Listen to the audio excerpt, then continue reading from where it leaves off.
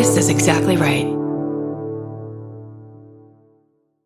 When a charming neurosurgeon rode into Frontier Town selling a persona of confidence and care, patients trusted him. He wore cowboy boots in the operating room and became sought after by patients. He promised to heal them. Instead, he left a trail of broken bodies. This is a story of greed, betrayal, and a fight for justice. Listen to Dr. Death, the Cowboy, wherever you get your podcasts, or binge the entire series right now, only with Audible.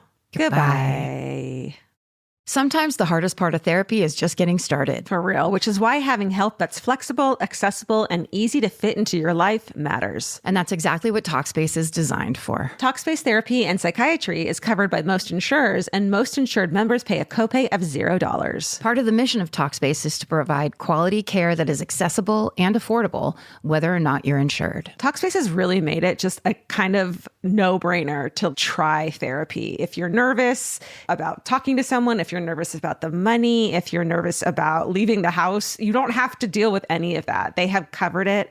And for me, like, that is best way to get into therapy. Take all the what ifs out. You know you got to do it. You know you do. As a listener of this podcast, you'll get $80 off of your first month with Talkspace when you go to Talkspace.com/MFM and enter promo code SPACE80. That's SPACE80. To match with a licensed therapist today, go to Talkspace.com/MFM and enter promo code SPACE80. Goodbye. New beginnings are exciting, especially when they come with 4 wheels. If you're shopping for your next car, start your search with Cars.com. Cars.com has the tools and expert advice to help you find exactly what you're looking for. With more than 2 million new and used vehicles nationwide, it's easy to search, compare, and find the right fit for you. Cars.com is there when you're dreaming, planning, or ready to embrace the new. Start your search with Cars.com. Where to next? Goodbye.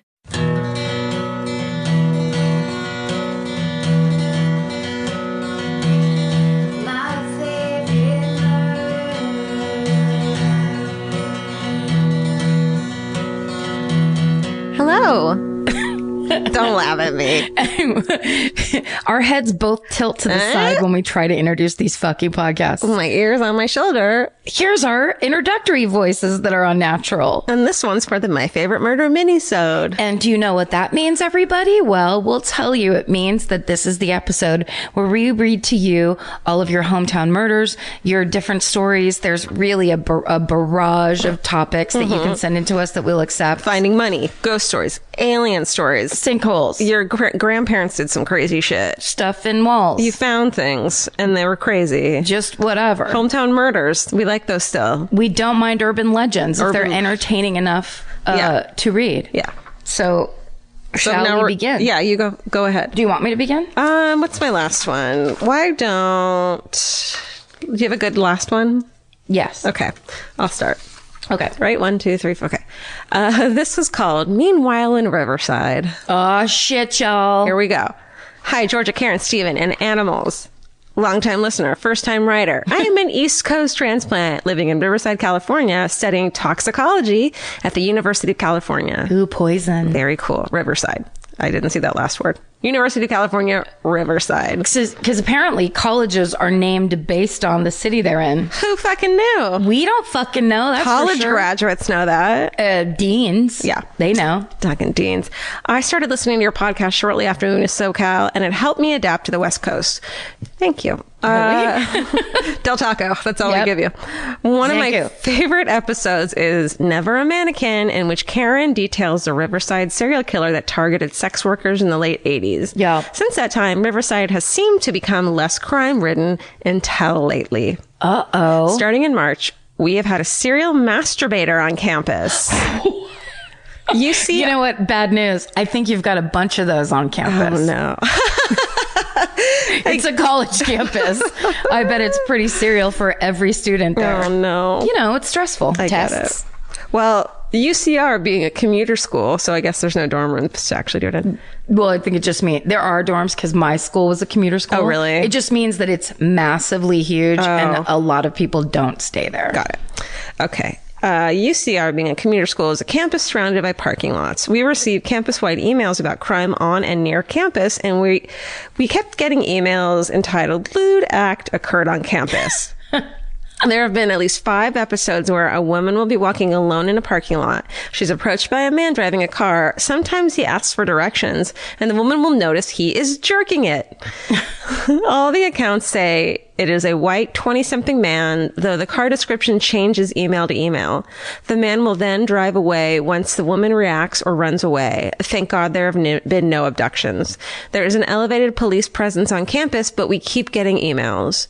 Well, it's super creepy to have a serial jerker on campus. I sort of want to be the one to catch the guy and get his license plate. Hell yes, you do. He seems to be escalating because there were 2 incidences on March 10th, about 20 minutes apart from each other, and one yesterday on 4/16. Fuck. They occur at different times, with the first couple occurring at night, but yesterday the masturbator struck at 1:30 p.m.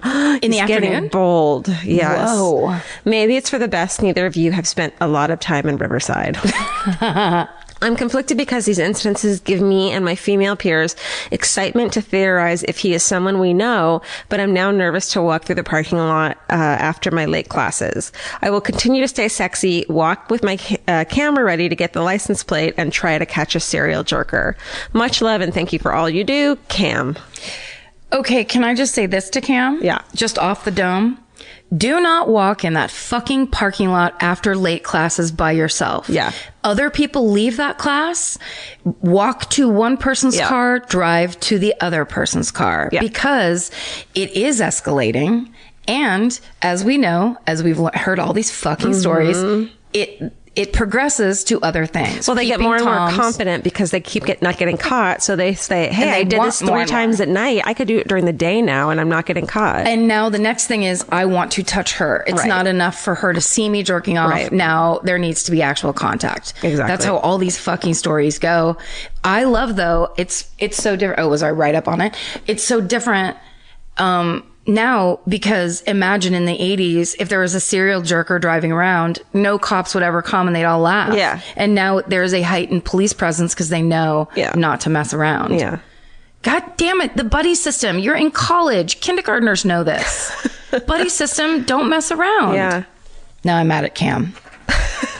Ready? Cam, stick to toxicology. Cam, God damn you. Okay. The subject line of this is knife fight and hero grandfathers at a wedding in India. Ooh, grandfather stuff. Love it. Dear ladies, Stephen and pets. Love it. My name is Bargov. I love your work, and I've gone back and listened to all your episodes. I was also at your Dallas show, and I loved every second of it. Oh, why? Thank you. I mean, anyway, here's my attempt to add the first story from India to your minisode. Oh my God. That's exciting. Cue the Bollywood music. Dance number. Love it. When I was in 6th grade in the early 90s, we went to an outdoor wedding in the city of Surat, India. As the wedding had wound down and most people had left, a few of us were staying back to help clean up and gossip. I fucking love that so much. It happens everywhere. We're all culturally the same. That's how we connect. It was we hate a third person.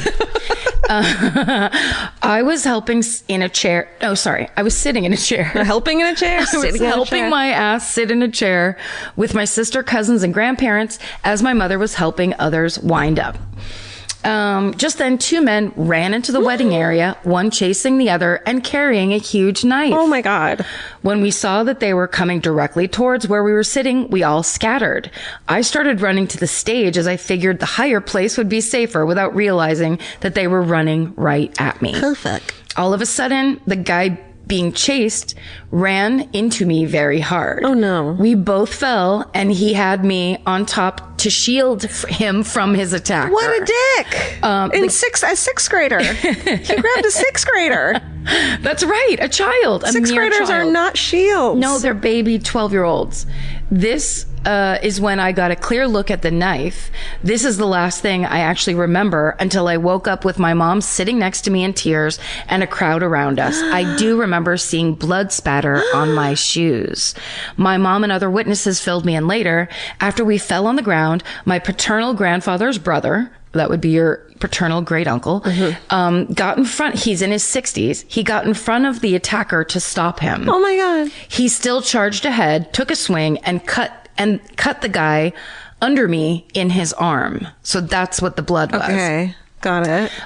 This is when my paternal grandfather, also in his 60s, grabbed the attacker from behind and swung him around.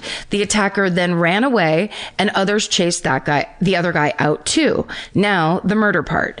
Next day, a story with pictures is reported in the newspaper with a guy stabbed to death, and my family immediately recognized him as the guy that was being chased. Fuck.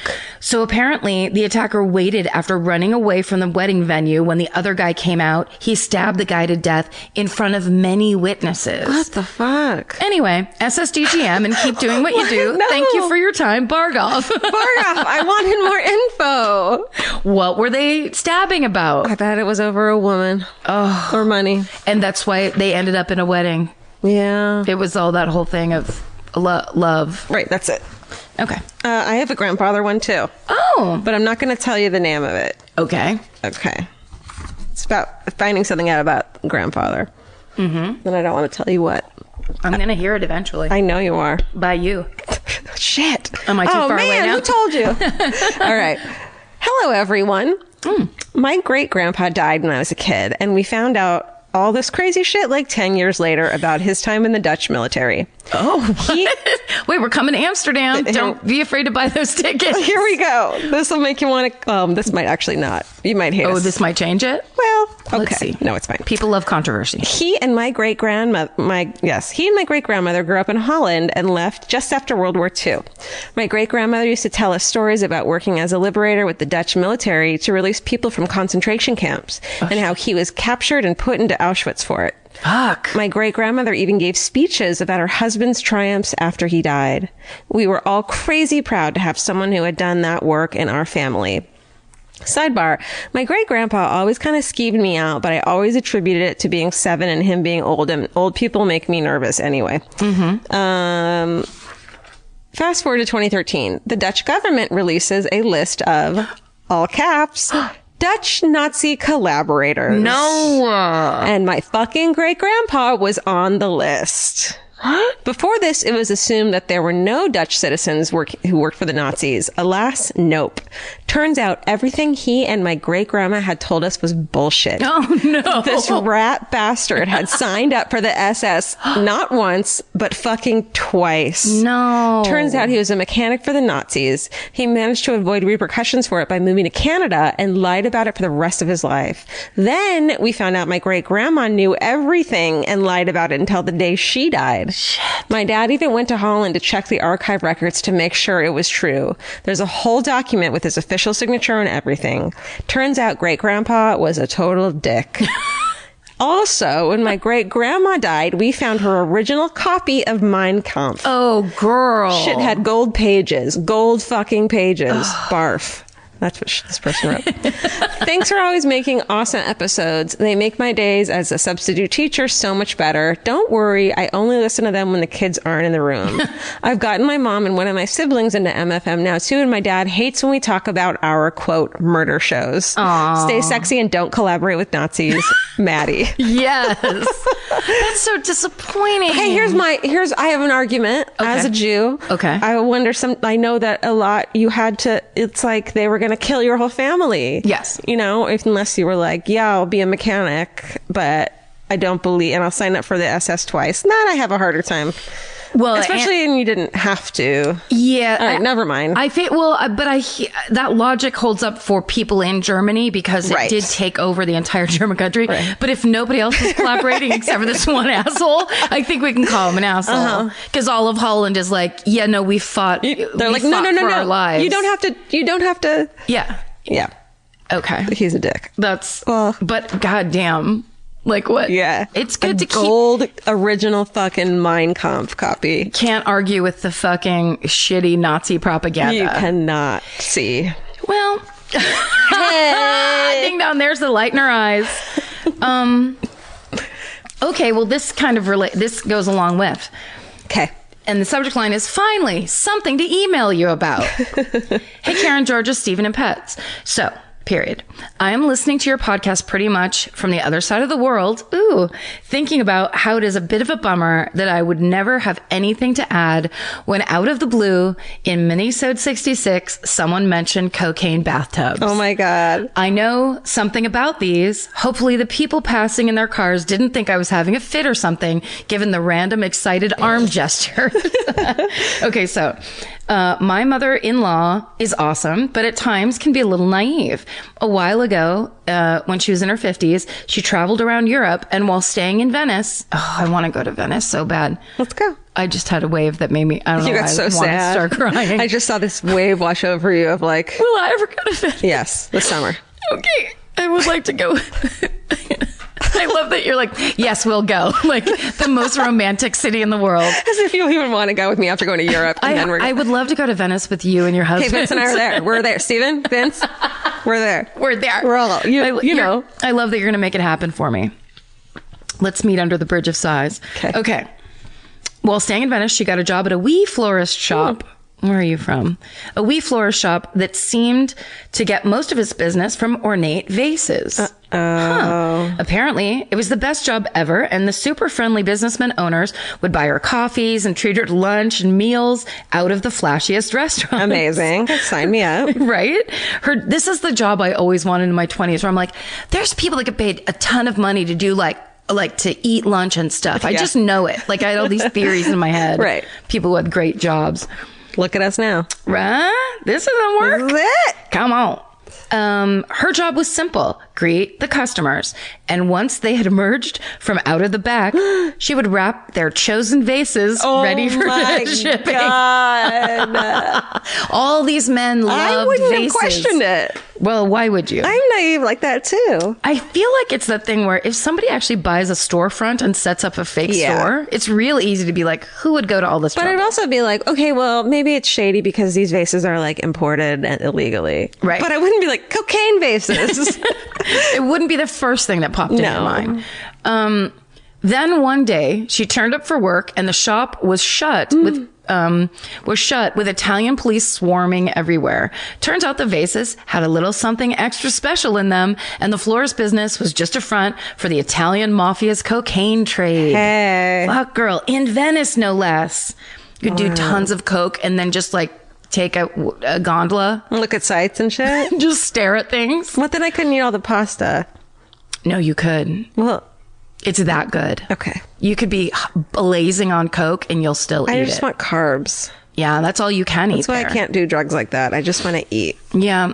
You get to Italy and then you're given a Subway punch card. I also don't want to do coke. I just remembered that. Yeah, that's another part of it, but it's less than, because when you get your punch card, that's all the times you have to eat spaghetti and gelato. Okay. In like one sitting. Okay, great. Minimum 12. I can.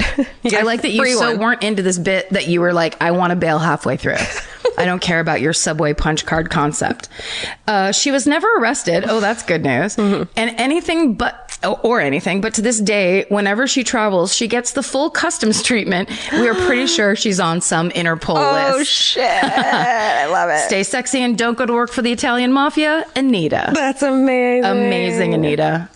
That's so Please good. high five your mom for us. Seriously. This podcast is brought to you by Squarespace. Every successful small business starts with someone saying, I wonder if people would actually buy this. Squarespace gives you everything you need to find out. From consultations to events and experiences, you can showcase your skills with a customizable website designed to attract clients and grow your business. With Squarespace's collection of cutting-edge design tools, anyone can build a beautiful, professional online presence that perfectly fits their brand or business. Get paid on time with professional invoices and online payments. Plus, streamline your workflow with built-in appointment scheduling and email marketing tools. Head to squarespace.com/murder for a free trial. And when you're ready to launch, use offer code MURDER to save 10% off your first purchase of a website or domain. Goodbye. You know your favorite summer clothes by what actually makes it into your suitcase. Find the outfits you'll wear all season long at Quince. Quince's 100% European linen pants, dresses, and tops are the pieces you'll reach for all summer long. They're lightweight, effortless to style, and they start at just $32. Their denim is soft and comfortable, and their organic cotton sweaters are perfect for layering when evenings get cold. Quince's beautiful 14-karat gold jewelry adds a subtle finishing touch. So I just went to Italy, and you bet I brought my 100% European linen scoop neck midi dress along with me in the color of floral waterfall, and I wore that thing all over Italy. It was like the perfect day to night. It just looked so pretty, and I felt like I looked sophisticated while still being comfortable. Make your summer wardrobe feel easier. Head to quince.com/MFM for free shipping and 365-day returns. Go to QUINCE.com/MFM for free shipping and 365-day returns. Quince.com/MFM. Goodbye. Every piece of furniture you own has a story. Sometimes it's an heirloom, and sometimes it came with the house because it was too heavy to move. If you're ready to start a new chapter with your home decor, there's Article. Article makes it effortless to create a stylish, long-lasting home at an unbeatable price. They take great care in curating their collection, focusing on pieces that stand the test of time. We've talked about Article for a long time. There are pieces in that catalog that are so affordable that are room changers. And if you go through there and there's like a little something you don't even realize you need it until you see how they have stuff set up or what style combinations that they're doing with. They do the boho chic. There's mid-century. It's a little bit modern. It's something new. Like there's so many choices in there, and it's not going to break the bank. As someone who's interested in tons of different styles and time periods, Article covers them all in one place. I love that. I know I've mentioned already how much I love my entryway table, but I swear to God, because the path that it's on, I pass it 4 times a day, and I love it more every time. Article is offering our listeners $50 off your first purchase of $100 or more. To claim, visit article.com/murder, and the discount will be automatically applied at checkout. That's article.com/murder for $50 off your first purchase of $100 or more. Goodbye. I have a cocaine bathtub one. Get in here. All right, I'll go. Okay, and you go last. Great. All right, cocaine bathtub. Hi, Karen, Georgia, and Steven. Oh, doesn't care about the pets.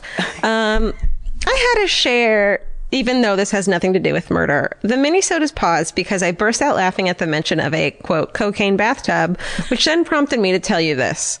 When my mother was a young hippie babe in the 70s, she lived in a commune in Toronto filled with a whole lot of randoms, including draft dodgers. Wow. I love that mother and cocaine bathtubs are like the only.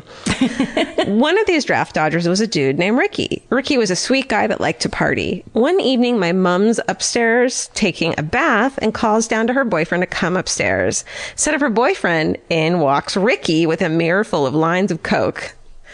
Ricky, what's this about? Fast forward a couple decades. I'm now old enough to drink. Sitting on the porch, a few bottles of wine in, my mom and aunt are telling me stories, of which there are many. This cocaine bathtub story pops up.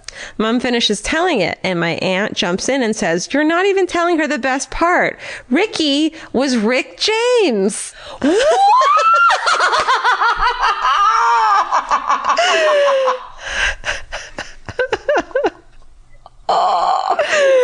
No, all I can picture is Dave Chappelle dressed as Rick James. Going, I'm Rick James, bitch! With a fucking mirror full of cocaine. And a woman in a bathtub. And then she wrote, yeah, so one of my mother's many claims to fame is that Rick James offered her cocaine while she was taking a bath. Really looking to your... Which is really nice, actually. Yeah, it is. Okay. She said he was really nice. Really looking forward to your Vancouver show in October. Maybe I'll get drunk enough that I'll have the courage to try to share my mother's almost getting murdered story. You guys are the best. SSDGM Suzanne. And then she says, P.S. I still don't know if she did the coke. She won't tell you. No, she fucking... Oh, come on. She did. It's the 70s. You're lounging in a bathtub. Rick fucking James walks in with a lovely mirror. It's like hand-delivered coke on a mirror. And you're in this... Smiling. Yeah, you're like, absolutely. And he looked down at your mom and was like, God damn, this woman's built like a brick house. Boom, there's that there. Bow. And she's just letting it all hang out. And she... the way your slutty mom did in the bathtub. Just kidding.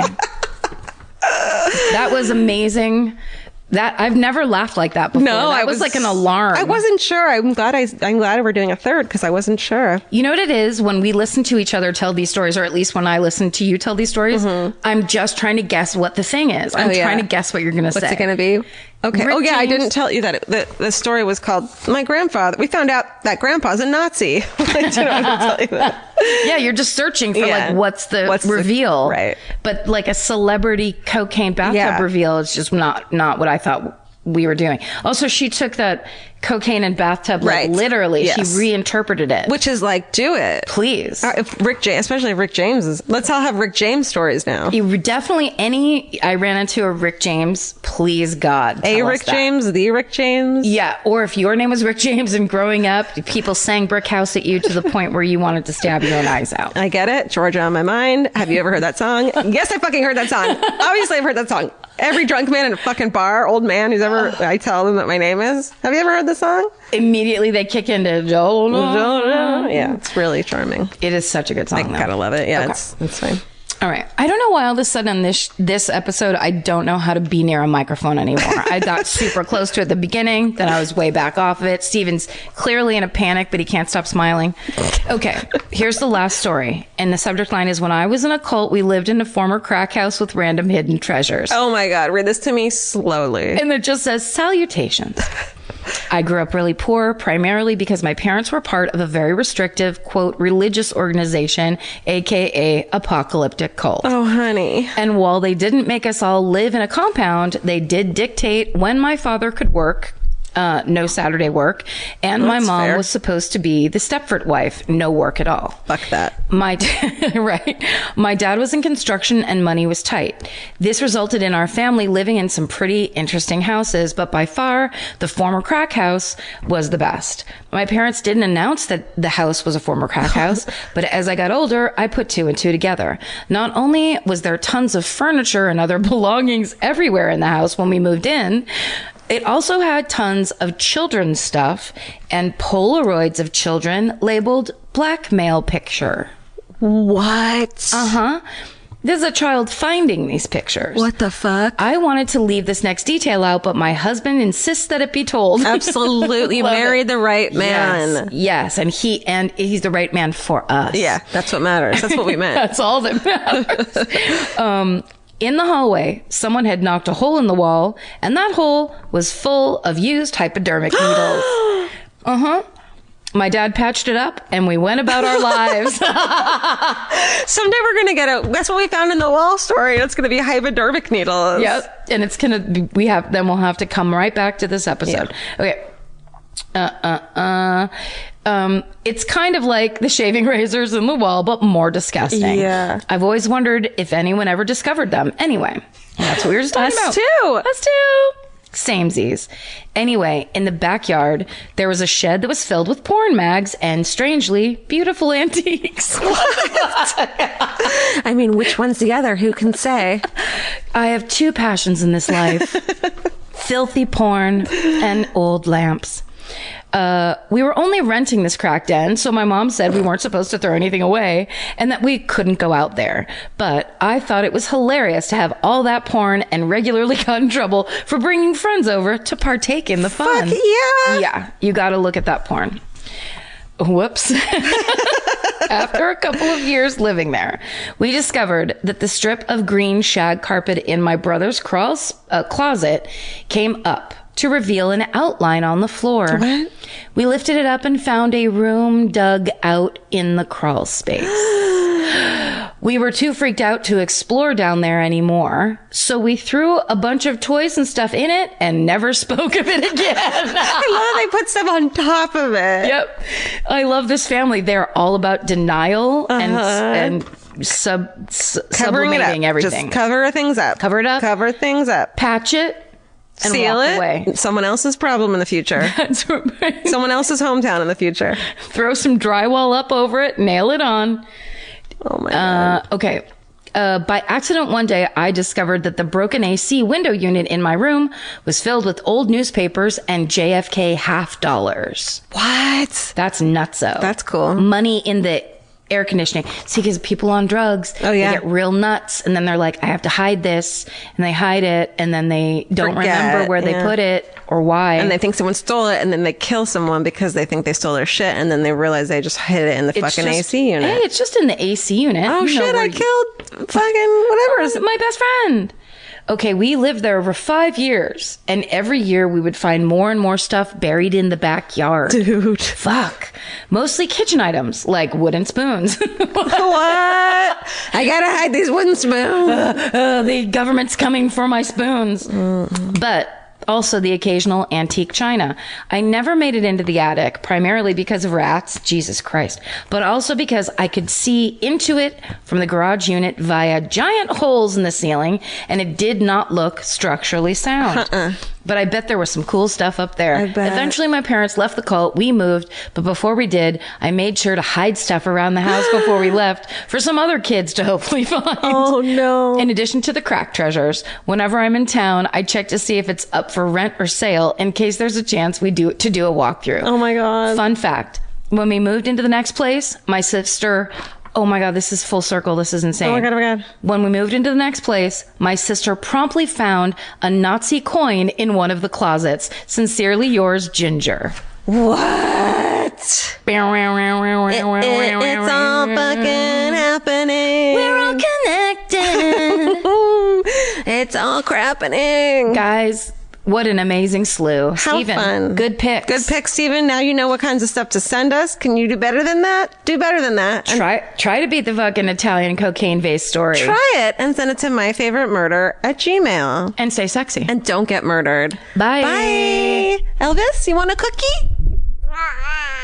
I think he said not right now. I'm full. If audiobooks are your thing, or if you've been meaning to listen to more of them, you should check out a podcast called Earsay, the Audible and iHeart Audiobook Club, hosted by Cal Penn. Each episode spotlights standout audiobooks on Audible across all kinds of genres: sci-fi, comedy, romance, thrillers, and more, with Cal talking to guests who help break down what makes each story worth listening to. It's a fun, easy way to discover your next great audiobook. Check out Earsay on the iHeartRadio app, Apple Podcasts, or wherever you get your podcasts. Goodbye. The best time to think about home security is before you need it. That's exactly why there's Simply Safe. Traditional home security only alerts you after a break-in has already happened, and that's too late. Simply Safe is changing that. Simply Safe's US-based live agents identify threats on your property and help deter them so intruders never get to your house. The system is customizable so you can build one that fits your home and your specific needs. The 24/7 professional monitoring is effective and affordable and won't lock you into a long-term contract. I think that's what's so scary for so many people is that long-term contract. And like, what if it turns out you don't like it or need it,